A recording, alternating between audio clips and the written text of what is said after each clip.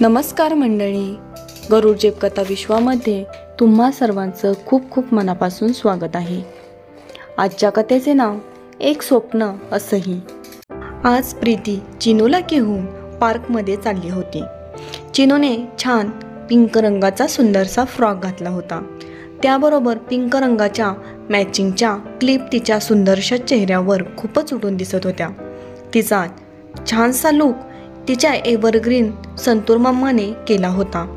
Chinu, mamma चल ना ग लवकर, असं चिनू तिच्या बोबड्या आवाजात म्हणाली.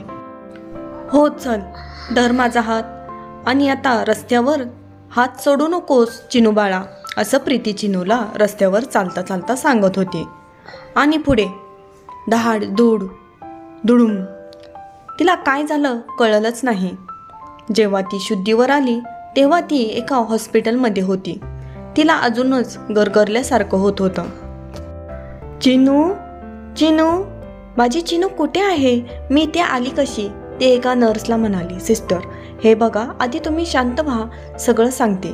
तुमची मुलगी तीही ठीक आहे. ती पलीकडच्या रूममध्ये आहे. ती उठली की तुमच्याजवळ मी स्वतः घेऊन येते. प्रीती, पण मी इथे आली कशी? आम्हाला कोण घेऊन आलं? सिस्टर, तुमचा रस्त्यावर अपघात झाला होता. प्रीती, काय? माझ्या चिनूला लागलं तर नाही ना? नर्स, ती छान आहे, तिला काही झालं नाही. तुम्हाला कोण घेऊन आलं होतं हे मलाही माहीत नाही. प्रीती, कोण असतील ते? ती विचार करतच होती. थांबलेही कसे नाहीत? ती विचारत असतानाच चिनूला नर्स प्रीतीकडे घेऊन आली. प्रीतीने चिनूला मिठी मारली. तिला केसापासून नखापर्यंत निहाळलं. तिला काही न झाल्याची खात्री पटल्यावर तिने 3-4 पापे घेतले. तिला पाहिल्यावर तिचा जीव भांड्यात पडला. तिला सगळं जेव्हा छान आहे असं वाटलं तेव्हा तिने दवाखान्याचं बिल पेड करून ती घरी निघाली. आजचा दिवस तिच्यासाठी खराबच ठरला होता. संध्याकाळची वेळ असल्याने तिने दोघींसाठी बाहेरूनच जेवण घेऊन ती घरी आली. तिला जरा अशक्तपणा जाणवत होता.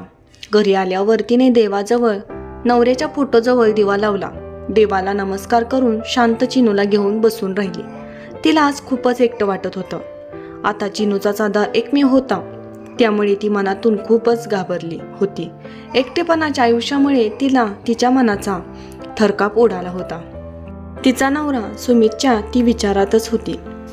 त्याची तिला खूपच आठवण येत होती. रात्रीचे 9 वाजत आले होते. तिने दोघींना जेवायला घेतलं. जेवण झाल्यावर आवरून ती झोपी गेली. आजच्या धावपळीत झोप कधी आली हे तिला समजलं नाही. तिच्या स्वप्नात तिचा नवरा सुमित तिला दिसत होता. सुमित, किती काळजी अजून घेऊ प्रीती? मी नाही आता तुमच्याबरोबर. प्रत्येक वेळी मी नाही येऊ शकत असं तुम्हाला वाचवण्यासाठी. मी जर आज नसतो आलो तर काय झालं असतं दोघींचं, कळतंय का प्रीती? काळजी घे तुझी आणि चिनूची. जाऊ का मी प्रीती? यापुढे तुला दोघींचीही काळजी घ्यावी लागणार आहे. चल मी निघतो. प्रीती, नको ना जाऊ सुमित असं एकटीला सोडून.